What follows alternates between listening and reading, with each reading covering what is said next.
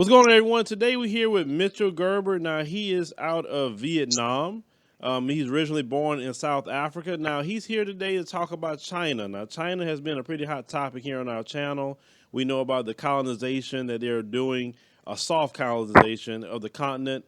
And we're seeing all the things that's happening. You know, Chinese is fighting with the government officials. You heard Dr. Mumbi reported that a Chinese business owner in Zambia shot a young lady for being short some money. We saw the video out of Kenya where the other Chinese guy was talking about how black people are monkeys and they stink, etc.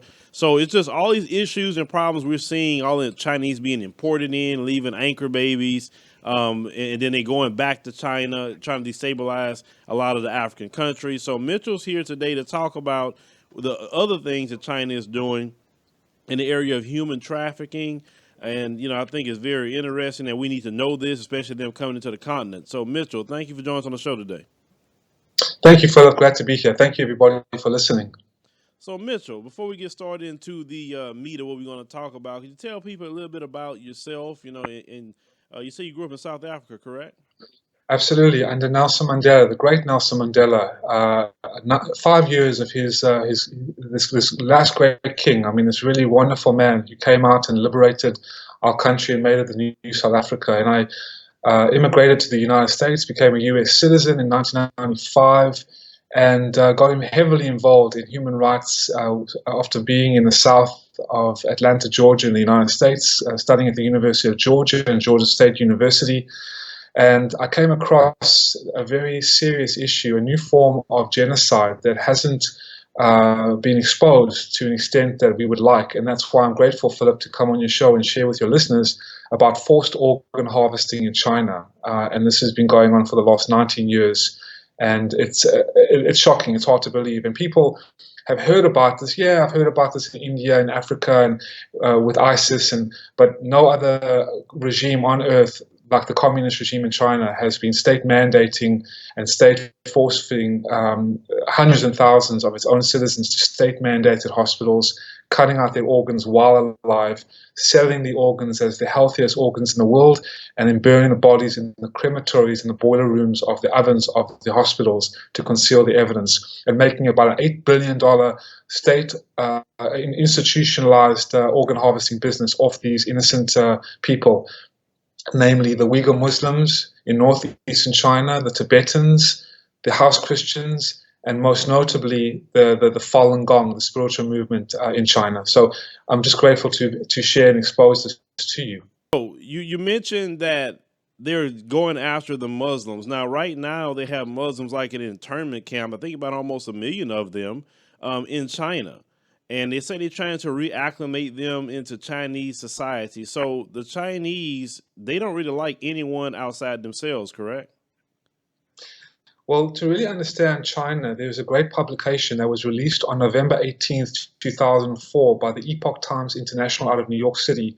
And that's the English sister company, but the actual company, the Epoch Times, is the largest democratic, free Chinese newspaper outside of China that actually was established to expose the Chinese Communist Party for what it is and what it has been doing for the last 50 years.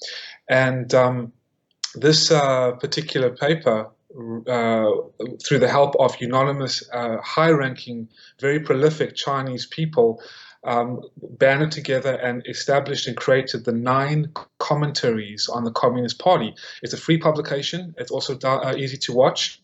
On YouTube, it's called 9 Commentaries on the Communist Party.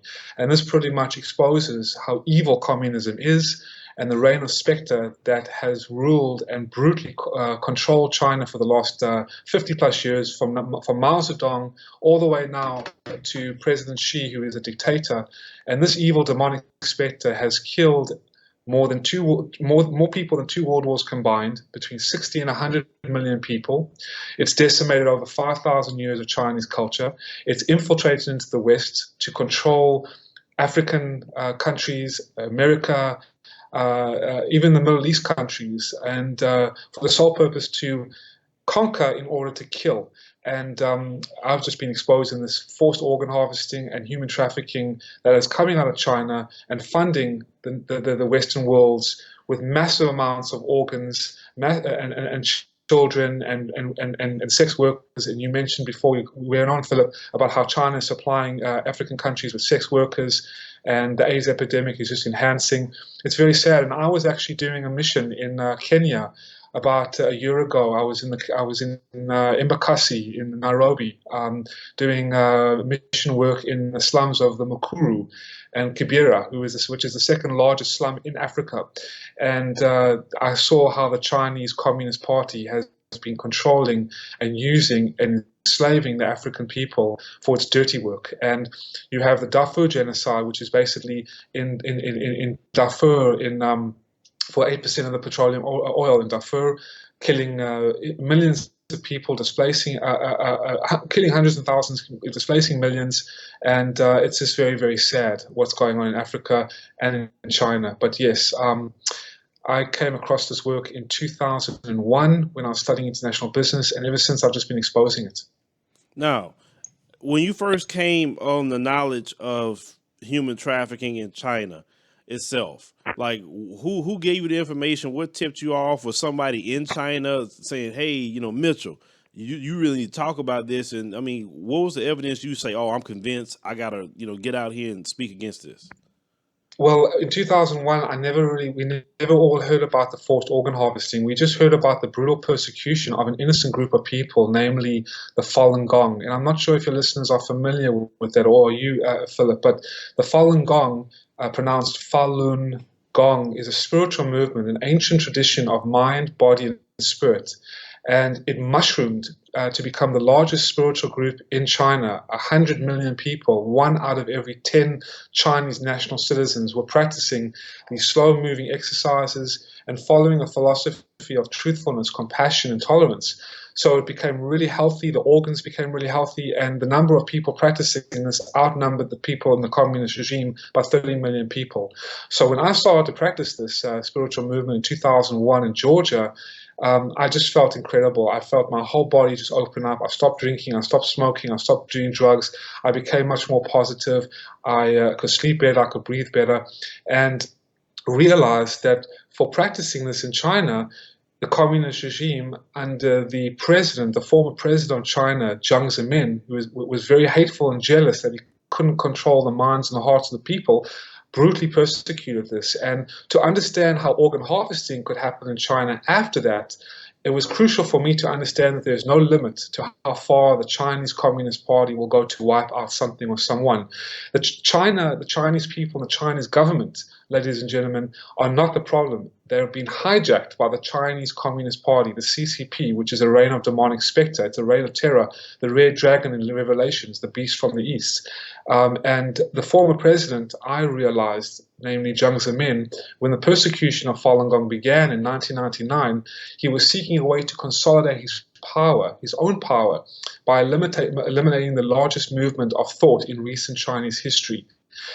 It became the largest practice. 1 out of every 10 or 12 Chinese people were practicing the spiritual movement, and Falun Gong became the life force. And so not only because it became the life force of the largest popular movement in Chinese history, the ideology clashed with the communist regime, which is just a complete killing machine, a reign of terror, and a demonic spectre of evil. But 3, the organs become really healthy when you practice Falun Gong, which is free of charge and is practiced with 114 different countries. So when I realized the health efficacy and the psychological and physical benefits from the spiritual movement called Falun Gong, which can be easily obtained online at falundaffa.org, it's the exercise all free, and I just immediately knew that this body was very healthy. My organs became really healthy. So I was not shocked, but I was still shocked at the evil that the communist regime would go, because no other government in the past or in the present has taken a large group of people like the communist regime, similar to the Nazis, but this still makes the Nazis look like babies. I mean, the Nazis at least allow private property, but the communist regime has just wiped out anything and everything. And from the Uyghur Muslims, I'm sure you've heard 1 million Uyghur Muslims have been detained, and 100 million Falun Gong practitioners have been databased. 17 million Uyghur Muslims have been also databased for organ trafficking. So this is a new form of evil, and I mean this has been going on for 19 years now in the world, and I had to get involved. And to answer your question as well, Philip, forgive me if I'm long-winded, but in 2006, the investigators came out with the allegations confirmed, who I just sat down with and I'm very close with. I've been working with them for a while now, and I just had a press briefing at the UK Parliament in London in Westminster Abbey, sitting down with a Chinese surgeon in 1995 who actually did a forced organ harvesting on a Uyghur Muslim. He fled and came to the United Kingdom, and now he goes around the world with the investigators. David Kilgour, who is the former Secretary of State of the Asian Affairs to the Canadian Parliament, David Mattis, who is an international human rights lawyer out of Canada, and Ethan Gutman, who is a United States award-winning journalist. And they have confirmed the allegations are true. And I was sitting with them in London just about 4 months ago. But if I allow your listeners to take a listen, because I'm nobody. I'll just try and get on people's shows like yourself, which I'm very, very grateful for, to share this information, because not many people can hear about this. And the propaganda, there's just the deluge of propaganda out of Beijing to demonize Falun Gong, to demonize the Uyghur Muslims, to demonize the Tibetans and the house Christians, and to cover up this absolute evil. I would like people to hear about. I've prepared a couple of sound bites, and I would love to play one if I can. Yeah. Go ahead. Let the audience hear what you got. Okay, here we go. Here's one. A rather upsetting issue. Allegations that have repeatedly been aired that China plays a part in harvesting organs, mainly of executed prisoners. The numbers run to thousands every year. The organs then get sold on for transplants. It's always been vehemently denied by the Chinese government. But here in Britain, representatives of a campaign called Forced Organ Harvesting have been looking at the issue, and they've got as far as presenting their latest findings to the British Parliament. Two representatives join us here in the studio. Welcome to David Kilgour, former member of the Canadian Parliament, and Ethan Gutman, author of several books on China, who've both been involved in the investigations, are here to tell us a little bit more. David Kilgour, if I could start with you, what are the latest findings of your investigation? What are you closing in on? That about 65,000 Falun Gong practitioners have been killed and their organs trafficked. There are other people too, convicted prisoners are killed, of course, but the thing that we're focusing on is the Falun Gong community. My colleague Ethan Gutman has done a lot of work on the Uyghur community. He'll probably want to say something about that. But yeah, there's no doubt. We have 52 kinds of evidence that this is happening. To give it the easiest example, the wife of a surgeon told us that her husband had removed the corneas from 2,000 Falun Gong practitioners in a 2-year period. So, I mean, there's absolutely no doubt in anybody's mind. We've got 2 books on it. We've got all kinds of. And these, just to clarify, these come after judicial executions? No, there's no judicial involvement in virtually all of the Falun Gong. That's the thing that nobody understands. Okay, right. So we better clarify this, because we often cover the fact that China, of course, has one of the highest rates of execution, judicial execution. It's their choice. That's what they do. And they're always there in the top 3, along with Saudi Arabia and Iran. But this is something different. Exactly. It's because a police signature is all you need to get sent to a forced labor camp. And then basically what happens is somebody from, it could be London, it could be Canada, goes over there for a liver. And there's a computer bank, and it says there's a match for you out in camp number 50, and somebody's dragged out of camp number 50 into an operating room. Their liver's taken out of them. It's flown to Shanghai, where you're probably waiting for your liver, and you come back to London with a new liver, and somebody has been killed like a lobster in a grotesque restaurant. Hang on a minute. So you're not even saying, because, I mean, it's one issue, the judicial executions and the use of the cadaver, which I suppose in a certain legal sense is the property of the state once the state has killed the individual. But you're saying these are people being killed to order. Precisely. And it's so, as you say, your horror shows how distressing it is. But yet it never gets mentioned. That these are people who may be giving out pamphlets asking them to stop killing Falun Gong, and they're guilty of nothing. the allegation and our findings are shocking. I mean, to us, this is a form of evil we have yet to see on this planet. This is a new form of evil. I'm David Matus, and with me is David Kilgore. We've been asked to investigate allegations that there has been harvesting of organs of Falun Gong in China. That the donors, the Falun Gong donors, are unwilling.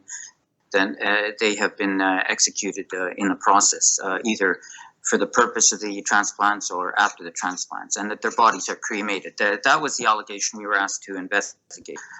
David Kilgore is a former member of Parliament and former cabinet minister for Asia Pacific, and I'm a Winnipeg lawyer doing immigration, refugee, and international human rights law in Winnipeg.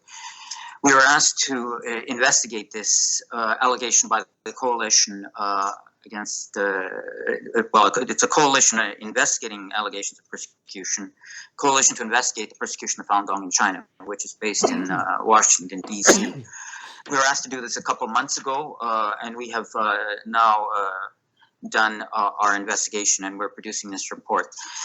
We were not paid. We were doing this as volunteers, and we're not associated officially with anyone. We're just acting independently from everyone and doing this investigation. We pursued every investigative trail we could find. In the report, you will see that there are 18 different avenues of proof and disproof we considered and evaluated. Our bottom line conclusion, after considering everything as best we could, was that the allegations are true. We believe them to be true, that this harvesting is indeed happening. That conclusion comes not from any one of these different 18 categories of evidence that we looked at, but by assessing everything all together. All together, they paint a whole picture. All the evidence we looked at either corroborated the allegations, or in some cases where we were looking at possible disproof, did not disprove the allegations. We do know for a fact that the Falun Gong are depersonalized, dehumanized, and marginalized, repressed, persecuted, both in word and in deed, in the most vile ways possible. For this sort of allegation to be true in Canada would involve a very large step from where we are. But in China, it's not that big a step from where China has been. So those are the two gentlemen, Philip, in 2006, and throughout the years they have received great recognition as well as resistance, especially from the World Health Organization that has been infiltrated by the Communist Party, as well as the United Nations, the Vatican, the governing bodies around the world. So it's extremely hard. We're in the fight for our lives right now. So I'm glad I could share that with you. Now, for us, as we stated here, Africa is definitely our concern. So since they're doing a lot of illegal organ harvesting, for what they're saying, they're killing prisoners, taking their organs. Maybe that's why China getting all this money to loan to everybody, on top of the other things that they're doing. Copying other people's intellectual property, etc. Now, should Africans in African nations, so you have a lot of Chinese flooding the continent of Africa. Do you hear any of that starting to happen in African nations? And if you did hear it, kind of what countries are we hearing it in? Well, I haven't heard any organ harvesting happening in China. I know that ISIS was killing Somalians and different other people, groups that were coming across the Sinai Desert, the Desert of Death. And I also know there is a Libyan slave trade that is going on after Gaddafi fell. Right. And there's a serious slave trade going on in Africa, and in Darfur with the genocide there. And I think the communist regime is behind it all, because they are funding the dictatorships. They are funding the terrorists in Mali and in Boko Haram. These kind of groups, where they get their weapons from and where they get their funding is from the communist regime supplies, because they want the resources. They've plundered their own resources in China, and now they're going after the resources that are rich in Africa, because Africa is rich in resources: diamonds, oil, fishery, petroleum oil particularly. So yes, I have no doubt. I haven't done extensive research. You see, my research is mainly from the forced organ harvesting in China, but I have no doubt. I mean, what I saw when I was there on my mission and being there as a South African is it's really brutal. I mean, the communist regime, the Chinese communist regime, has really infiltrated Africa in the worst ways. So I have no doubt that this is going on as well. So the people who are, because we have a lot of people from the continent of Africa that will listen to this in many African nations. Do you believe that now they should start really getting alarmed and concerned about all this Chinese presence in their nations? Of course, because you are being enslaved by the Chinese Communist Party, a red demon that just wants your resources, that just wants your soul, that has destroyed their own people, that are killing their own people, cutting their organs open and selling their own people's organs. These are not prisoners, these are not criminals. They can't use criminal organs because the organs are all hepatitis infused. These are innocent people, law-abiding citizens that just want to just practice their spiritual beliefs, namely with the Falun Gong, with the Uyghur Muslims, but are forced because they become really healthy when they practice a good mind and good spirit and good physical practice. So yes, do not do business with communist China. You're dealing in blood. You're dealing, and what you're doing is you're enslaving your people and your soul to the red demon. And a lot of wonderful African people, including myself, I don't care whether my color is white or blue or green. I don't give an absolute dog crap. I look at the soul of Africa, and I look at the soul of Mama Africa, and Mama Africa birthed me just like they birthed every one of you from the bosom of her breasts. And I can tell you right now, I am grateful to be a South African, and I'm grateful to be an African. And I've traveled in Africa to help many innocent people. And I can tell you right now, the Chinese communist regime are coming over there and taking over your land and enslaving your people, and you should not give in to these people. And a word that I used in Kenya, the ekibagos, the gangsters that are using engineering slavery, engineered poverty, these politicians, they are saying that they're for you, and they're not for you. Just like other countries in the world, you don't believe your politicians. The people needs to stand up. I'm not talking about violent resistance, but I'm talking about truly coming and protesting and saying, listen, we do not want the communist regime's presence here. They do nothing for our establishment. And look, where is the money? Where is your prosperity? Where is your land? Where is everything? It's all given to the communist regime by your politicians that are selling you down the line and are selling your blood, your soul, your spirit, your heart, your mind, and your existence to a communist red demon. The colonials were bad. If you thought the colonials were bad, the British Empire and the white nationalists, I tell you right now, this communist red demon makes them look like little babies. So just be very careful, my dear people. Be very careful, because Mama Africa is bleeding now, and we are on our last leg, and we truly need to make sure that this communist regime does not infiltrate your countries and take your land and enslave you for some gold or for some promises, because they are deceptives, they're deceivers, they're liars, and they're vampires. And don't believe in your leaders. Believe in yourself. See what is going on. Is the communist regime and even your politicians making you any better? No, they're enslaving you, they're taking your jobs away, and they're hurting you. So why do we accept this? We should not accept it. That's my message. And our position is China, definitely, France, and any other group outside of African nations should only be in control of their nations. I don't want no colonizer, period. And Right. that's just not what we're about. This is going to become a new Africa. We have a young population on the continent of Africa. And, I don't see nothing peaceful coming off of this, because you have a lot of young people who's out of work, who have no hope, okay? And then these leaders, these corrupt leaders, have got with the Chinese, took all these loans that they cannot pay back. And then the Chinese are trying to take airports, shipping ports. China's trying to put their military there, which I don't support no country having their military base in the continent of Africa at all. I don't support that. But the Chinese is being real aggressive in what they're doing now. Donald Trump, he's putting tariffs on China because they've taken advantage of the United States for a long time in area of trade. So he's done like 10% tariffs. And I think he wants to go up to 25% tariffs on China by the end of the year, and I hope he do it. I'm not supporting Trump at all, but when he do something like that, I can go with it, because I know what China's doing in Africa, and we need to do everything we can to stifle China. Now, since the people on the continent heard this about China, right? They're listening, they're hearing about the organ trafficking, they're doing it in their own country. Everything they do, they carry it with them, okay? We've been hearing stories about Chinese prisoners being sent to Africa to do infrastructure projects, and then they let them go and they just stay in Africa. They dumping the worst of the worst over there. Now, what can the people do to stop China and what's coming with them? Because something has to be done with it, and the leaders are not going to stop them. No, the leaders are not going to stop it. It's very, very difficult because our world is in such a chaotic state right now.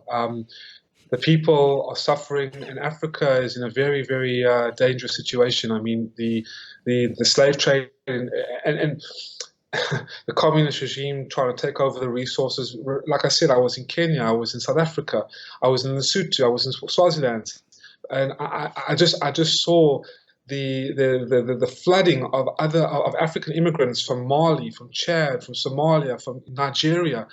I mean, you have 20 million people starving in Africa. You have 5 or 10 failed state countries, Nigeria, Chad, Mali. I mean, it's unbelievable. Thank goodness for the kingdoms of Ghana and Gambia and Zambia, because and even South Africa, because and Kenya. But what you also see is a lot of Africans coming into different African countries, and they're upsetting the Africans. So you're causing a bit of a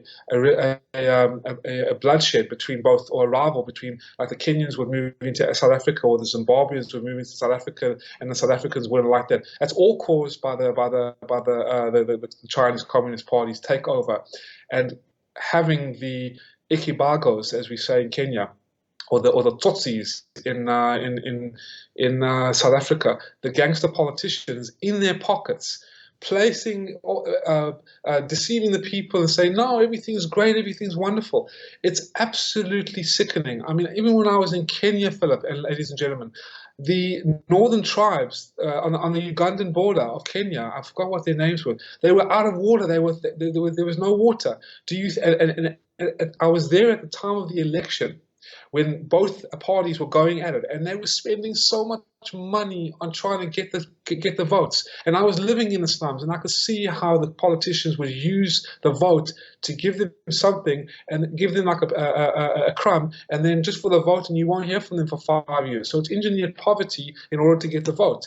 And while these people were dying of thirst and literally having to move their entire village into what was left of them, into Uganda to try and get water. The gangster politicians and the presidents of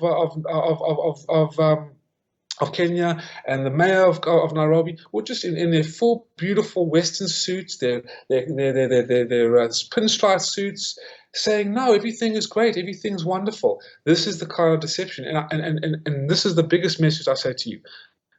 My African people, do not be fooled by these evil scumbags. I'm not talking about taking violence on them, but stand up for your right. Bob Marley always said, get up and stand up for your right, as peacefully as possible. But I mean, look what happened in Rwanda with the Tutsis and the Hutus, and the Belgium and the colonies. Don't let the same thing on a larger scale happen with the communist regime, because that is what's happening. That really is. And you know what, Philip? I don't know how to stop it. I really don't. I come on your shows. I work day in and day out. I try and do my best to expose the forced organ harvesting. I've been working on this for 17 years for no money, no fortune, no fame.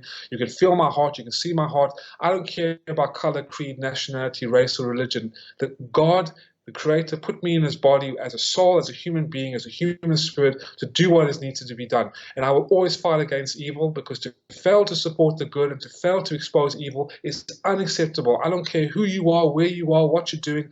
If you are a soul in a human body, you need to be protected under the Creator's law, which is truthfulness, compassion, and tolerance, something that is very special indeed. And if these dark, evil souls are trying to take us over, just like the communist regime is trying to take you over in Africa, you have to fight back, and you have to stand up against evil communism and these evil dictators and these evil vampires that are trying to destroy you. And that includes the leaders of these of your nations who are thinking, who are saying that they are so they're so for you, but they're actually not. They're minions to the communist regime. They're puppets to the communist regime, and they are getting richer and richer and richer, and you're getting poorer and poorer and poorer. So I just hope this will change, and I think it will change. I pray to God it will change. Well, the only one that's going to help it to change is the people, and I hear Yes. what you were saying about we could do things peacefully, but I don't see it going that route. Not with the young people. You got a coming revolution happening to the African continent. It's coming. All those corrupt leaders, they gonna have to go, and they're not gonna go peacefully. They're not. I just don't see it that way. You have, like, you talking about Uganda. Museveni been in charge of Uganda for a long time. You have Bobby Wine. He's afraid of Bobby Wine, the young brother over there. But the young people want to take over now. I mean, and it's time. I mean, they sick of old leaders like Museveni being in the back pocket of China. And China, like I said, they have no resources over there.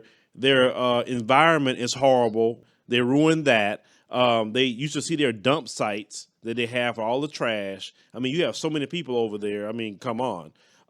Smog is very bad in China. So, of course, they want to go dump all their people on the continent in the midst of all that. So they want to give money to corrupt leaders who can't pay it back, and they want to de facto colonize. But it's a but, Mitchell. But throughout the African diaspora, we're not going to sit here and keep quiet about this. We're not going to let that happen. China could think they're going to come and colonize. Nobody's going to colonize Africa ever again. That's just not going to happen. It's time for Africa to rise. So, people like yourself and they want to fight for what's right, fight for freedom, and that's how it should be. You shouldn't be paying attention to, well, I'm this color, that color. If it's right, it's right. It's wrong, it's wrong. And if more people thought that way, we could actually progress the world. But unfortunately, we got, people that like China want to do what they're doing. You have people who are white nationalists want to do what they're doing, and really they're only for themselves. They don't care about their own people, because they'll kill their own people at the end of the day to get what they want. But they say they're pro for themselves. You was telling me that this is to solidify who you are, so people would think, oh well, this guy is he. So you actually visited and had conversations with the FBI, correct? I did. I did. In 2005, I was visited because I was involved in an assassination attempt in South Africa, in Johannesburg, when I was visiting the Chinese embassy in Johannesburg, and then was escorting Falun Gong practitioners whose families were tortured and persecuted in China by the communist regime. And on the way there were four masked men with shotguns and an AK-47 who fired on us. And luckily, the driver was hurt. He got shot in the foot, and we had to take him to Baragwanath Hospital. And Baragwanath Hospital in South Africa is one of the worst hospitals. But it's very crazy, especially with the AIDS epidemic. But every doctor should go there and study at least a year and have an experience with Baragwanath Hospital. It's an amazing hospital as well, very scary one, but an amazing one. But yes, I was visited by the FBI after I came back from South Africa, because the communist regime, while I was working in a restaurant as a server, they contacted me, a communist Beijing official from Beijing, and said that if I continue my efforts to expose this evil, not so many words, but but they would kill more Falun Gong practitioners and come after me. And I told the international relay interpreter to share back with the communist official in Chinese that until every Falun Gong, Tibetan Buddhist, Uyghur Muslim, House Christian, and any democratic activist, Chinese lawyer, homosexual, or whoever it was, independent thought person, a human being, is released from labor camps, detention centers, death camps, mandated hospitals, I will continue my efforts. And before I could say more, he put the phone down and said basically, you're going to hell, die. And they broke into my car. They harassed some of my friends who were exposing Chinese citizens, And I actually met a diplomat, a Chinese consulate general who defected from Australia and shared in Washington, D.C., when I was at a rally there, that he was in charge of a network of about 5,000 spies, internet spies. But I had to sit down with the FBI. I reported to the Atlanta Police Department in Marietta, Georgia, where I was living. And then I sat down with the FBI because the FBI, the CDC, and Coca-Cola are all located in Atlanta, Georgia. That's where I lived for 20 years. Imagine that. And I sat down with two FBI, men in black, the men in black, just like Will Smith, the men in black came, and they took me to lunch at Houlihan's restaurant on Johnson's Ferry Road in Marietta, Georgia. And they sat down with me, one Taiwanese and one American guy, and I said, yes, even the Confucius Institutes and the Chinese associations in the college are all run by the communist regime. They're used as spy networks. We know fully about Falun Gong. We know fully about what's going on. At that time, they didn't know about the organ harvesting, and nor did I. I only got to know this after David Kilgore and David Mattis, who you heard, exposed the organ harvesting and the killing of Falun Gong practitioners and others for their organs in China after 2006. But still, I pat myself on the back, Philip, because to fail to support the good and to fail to expose evil is unacceptable. And to make a dent in the Chinese communist regime, to send their spies after me, hey, you know what? I'd rather live. A coward dies 1,000 deaths. A warrior of God, and that's my name, Michael, a warrior of God, Lionheart. I go by Lionheart. Dies but once. And the greatest honor is to live a noble life, but to die one as well. Since you went through that and had the threats happen and everything here in the U.S., do you believe that China is masking a lot of businesses in Chinatown and different areas to have spy networks in the U.S. to try to spy on the United States citizens and the U.S. government? Yes, absolutely. And there has also been the Confucius Institutes that have been set up as spy networks. We're trying to shut those down around the United States. There's actually a documentary about the Confucius Institutes that have been created under guise, but by the communist regime, as spy networks to spy on exactly what you were saying. America and even in the colleges, in the universities, when I was at the University of Georgia and I was at Georgia State, I realized and I saw, because I held a human rights group, a Falun Gong human rights group, to expose the evil and the persecution against this particular spiritual movement.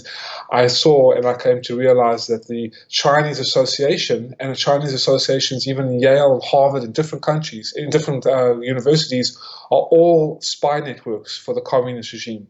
So yes, they are using any tactic they can to spy. They've stolen vital material. They've hacked different things, and it wasn't Russian collusion. It was Chinese.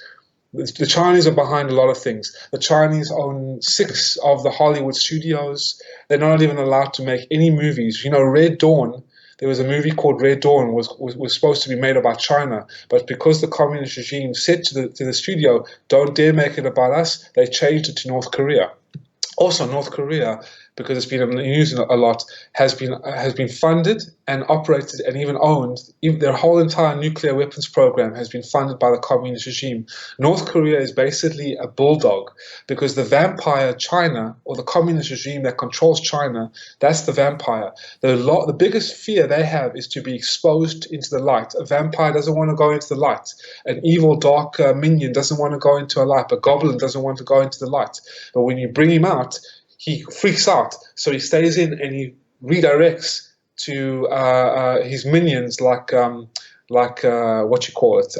Korea, to fire off a missile or to turn opinion or distract the world press and the world against China.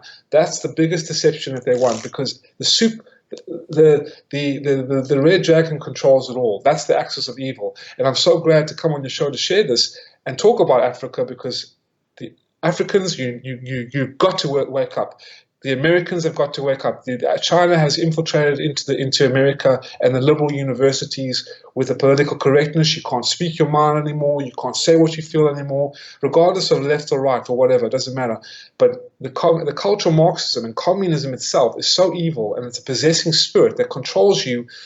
It enslaves your spirit, it destroys you physically, mentally, and it pretends to be socialism. But socialism is the trap.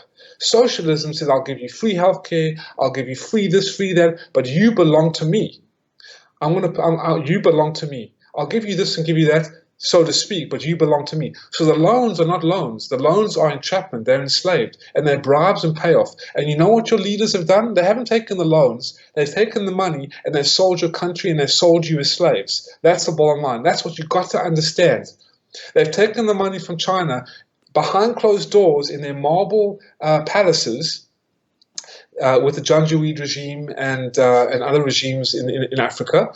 They have decided, and they've made a deal on your behalf, that they're going to get money, millions and millions of dollars, okay, from the institutionalized slavery system of communist China, funding the consumer market in the States and Europe for over 30 years, the cheap products from Walmart. That's why you can get such cheap products. Why do you think you can? It's slave labor. Okay, bottom line. Why do you can get so cheap Nikes? Slave labor. And anyway, so they take that money, they give it to the gangster politicians, the presidents of your countries, in exchange for your resources, your labor, and your land. Resources, labor, and land, ladies and gentlemen. So you now become slaves to the communist regime, and your leaders, who you believe so highly in, have sold you out for a piece of gold. It's the bottom line. Sad. That's so sad. But you know what? They're going to hear this video, Mitchell, and we're going to get the message out there. Like I said, we have a lot of connections out there in not only South Africa, but like I said, Kenya, Uganda, Ethiopia, many countries, people, Zambia, many people contact us, Namibia. So they will hear your message. Now, Mitchell, how can people get in contact with you or your website if they want to ask you more questions about things that's going on with illegal organ harvesting? Absolutely. Well, the first thing is to be aware, ladies and gentlemen, my focus has been on forced organ harvesting of the spiritual movement, the Falun Gong. It's really good for health. It's free of charge. It's online, falundafa.org. The exercises are free. It's not a cult. It's not a religion. You can be Christian, Catholic, Buddhist, whatever you want to do, Jewish, doesn't matter, but or even atheist. But the exercises are really good. And I'm the advocacy director of stoporganharvesting.org. Stoporganharvesting.org is the website that they can go to, and also endtransplantabuse.org. Those are the two websites. And look up Falun Gong, Falun and Gong, Falun Gong. There's a lot of evil propaganda about it by the communist regime, but it's garbage. The real truth, and you can see and you can feel my sincerity, ladies and gentlemen. Take my sincerity, take Lionheart for what he is, because you can feel I'm transmitting my heart. When I talk to you, I'm not a pastor, I'm not a guru, I'm not a president, I am a warrior of light. And I can tell you right now, through my words, through my actions, through my sincerity, you can feel that I'm telling the truth. And the bottom line is, if you want to contact me, you can contact me through Facebook. I have nothing to hide. My full name is Mitchell Nicholas Gerber. Mitchell, Mitchell, Nicholas, Nicholas, and Gerber, Gerber, Mitchell Nicholas Gerber, aka Lionheart. And go to stoporganharvesting.org. Those who are professors, those who are doctors, those who are politicians that are listening to this, those who are reporters, those who are TV hosts, those who are radio show hosts, I would love to come on and share with your students and share with your businesses. Look up stoporganharvesting.org and go to endtransplantabuse.org, and everything is there, black and white, clear as crystal, confirmed, without a doubt with all the burden of proof.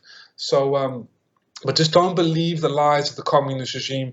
But just know, stand up to that evil red dragon. And let me tell you something in closing, Philip, and everybody listening. This kind of evil is not going to last long.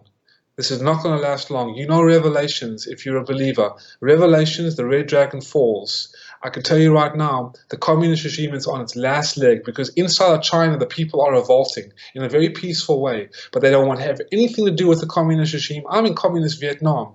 They're also under communist rule, and China actually wants to take over Vietnam and breed their women in order to create more boys because they have of their evil one-child policy in China that's destroyed millions of innocent Chinese girls as well. The fur trade in China as well. They've killed millions of animals and laid waste to their resources. That's why they're coming after you, your resources, your land, and you. Enslave you, and that's why. Don't let that happen. And I'm just grateful you listened to me because you're going to see the Chinese Communist Party collapse because this kind of reign of terror, this evil, cannot survive much longer. And those who really want to learn and know more about the communist regime, I urge you to read or to watch the 9 commentaries on the Communist Party. www.ninecommentaries.com or just look up online 9 commentaries of the Communist Party on YouTube and you'll find it. All right, ladies and gentlemen, make sure that we'll put the links in the pinned comment so you can see that, definitely some of the websites, check it out yourself. But, thank you, Mitchell, for joining us today on the show. It was very informative. All thing I can say to our brothers and sisters on the continent of Africa and even here in the U.S., we need to keep our eyes open. Don't let the continent be colonized. I know you guys not going to allow that to happen again. It's time for it to rise up. So, Mitchell, thank you for joining us on the show, and we appreciate your time. Thank you, sir. I'm grateful to be there. God bless everybody. Thanks for listening. Take care.